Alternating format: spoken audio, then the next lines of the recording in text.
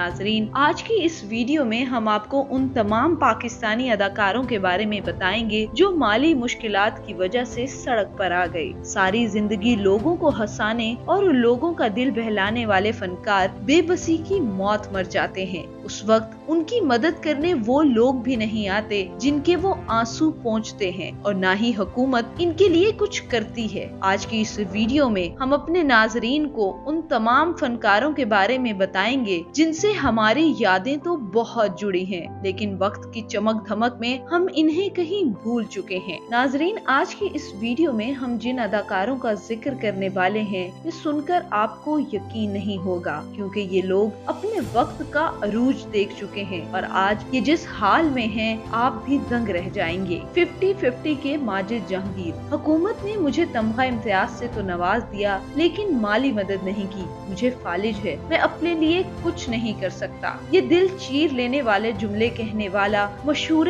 जमाना प्रोग्राम 50-50 के माजिद जहांगीर हैं, जो 6 साल के अरसे से फालिज के मरीज हैं और गुर्बत की वजह से सड़क पर आ चुके हैं। माजिद जहांगीर ने मजीद बताया कि गवर्नर सिंध ने उनकी माली मदद का ऐलान किया था, लेकिन कुछ नहीं हुआ। माजिद जहांगीर हुकूमत पाकिस्तान से मदद के मुंतजिर हैं और गरीब फनकारों के लिए माहाना वजीफे की अपील कर रहे हैं। मुझे और कितना तंग करोगे? जावेद कोडू। छोटे कद की वजह से कोडू कहलाने वाले पाकिस्तान के मुमताज अदाकार जावेद कोडू वैसे तो कई दिहाइयों तक पाकिस्तानियों को हंसाते रहे, लेकिन बहुत कम लोग इस बात से वाकिफ हैं कि हमेशा हंसने हंसाने वाला ये फनकार अपने सीने में एक दिल भी रखता है। इसकी भी कुछ ख्वाहिशात और मजबूरियां हो सकती हैं। जावेद कोडू काफी अरसे से बीमार हैं। कुछ अरसे पहले उन्होंने एक वीडियो भी शेयर की जिसमें रोते हुए हुकूमत से शिकवा किया, मुझे और कितना तंग करोगे, मैं बीमार हूँ,